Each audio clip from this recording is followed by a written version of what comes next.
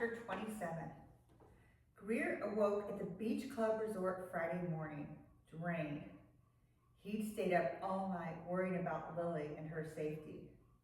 He thought she'd be safe and sound with her mother's family in Daytona, but now he worried they'd look for her at the football game tomorrow.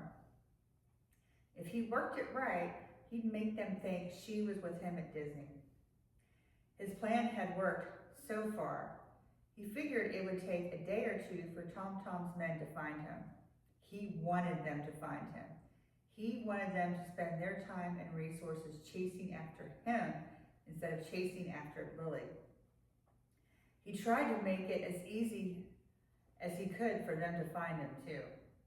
But he didn't want to make it simple for them to get to him. Grier decided to use Create Life's corporate credit card because he knew they'd check.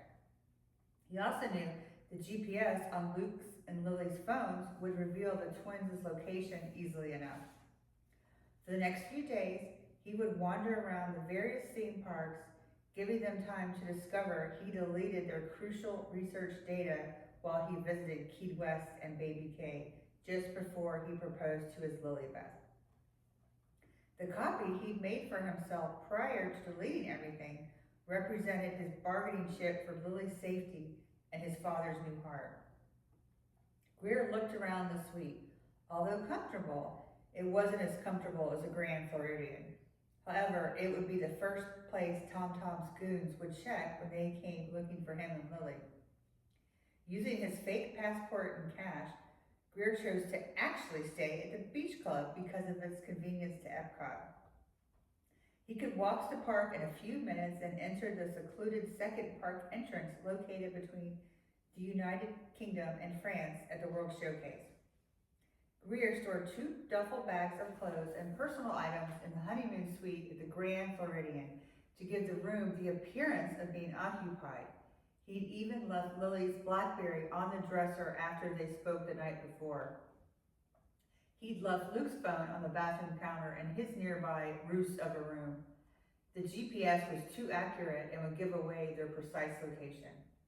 Hopefully, whomever they sent to search the room wouldn't be smart enough to look at the labels on the women's clothes.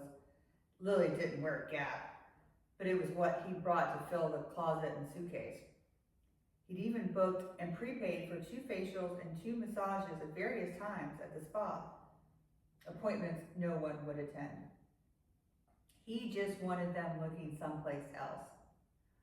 Only 2 nights apart, and Grier missed Lilly already. Someday, they would return under normal circumstances and just be kids together for a few days. They could ride roller coasters, wear silly hats with mouse ears, eat cotton candy, and sing, "It's a small world."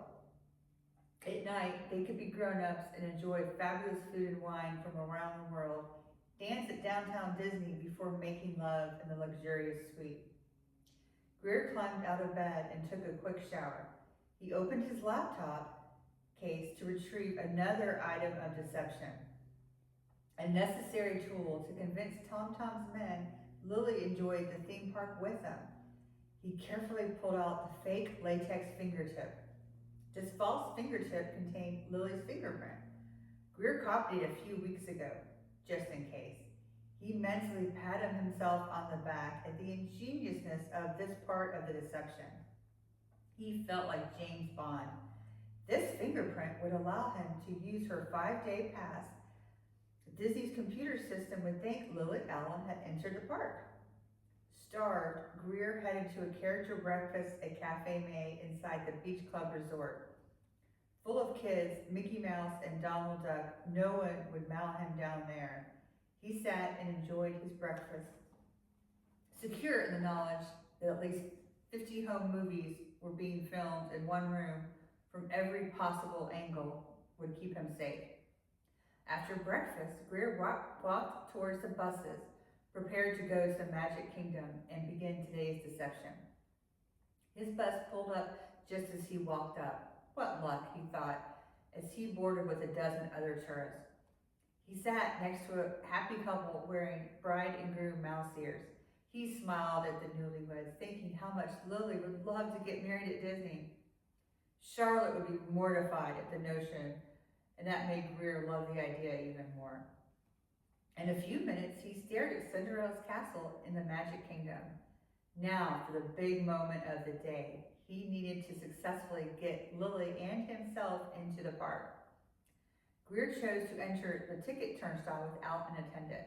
He carefully slid Lily's pass into the slot and put the fake finger with Lily's fingerprint into the contraption.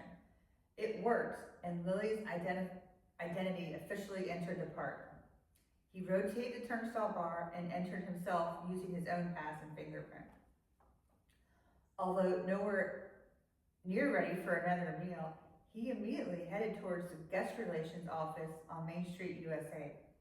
"How can I help you, sir?" the cheerful cast member asked. "I'd like to make reservations for 2 for lunch and dinner today at the park, someplace nice." "Tony's is nice for lunch. It serves Italian and is located directly across Main Street Square, and Cinderella's castle is perfect for a nice dinner for 2, she suggested. "Sounds great." He hoped to take Lilly there someday. "Tony's is available for lunch at 12:30, and the castle is available at 8:15 p.m., she said. "Perfect, I'll take it. I'll need a credit card to hold the dinner reservation at the castle tonight." Grier retrieved Create Life's corporate card and handed it over. He wouldn't show up for any of these reservations, and although Grier hated to waste money, this added credibility to the deception. The cast member swiped the card, tapped the keyboard, and said, "You're all set, Mr. Garrison. Have a magical day." "Space Mountain, here I come." He read the 5-minute wait time and wrote it once right then. Grier exited the roller coaster, exhilarated. He could do this all day, but he needed to implement the next phase. He obtained 2 fast passes for expedited entrance. The passes indicated to return anytime between 11:20 and 12:20. Too bad he wouldn't return to ride at his designated time, but now Create Life would look for him and Lilly at the Magic Kingdom near Space Mountain. Grier exited the Magic Kingdom and boarded the monorail to Epcot. From the vantage point of the above-ground transportation, he spotted 2 of Tom Tom's goons entering the Magic Kingdom. Grier smiled. His plan had worked. The smooth ride took him further away from Create Life's reach, and soon the enormous Epcot sphere dominated the horizon. He exited the monorail and descended the off-ramp to the ticket booth. He paid cash for 1-day Epcot ticket, so no one knew his true destination.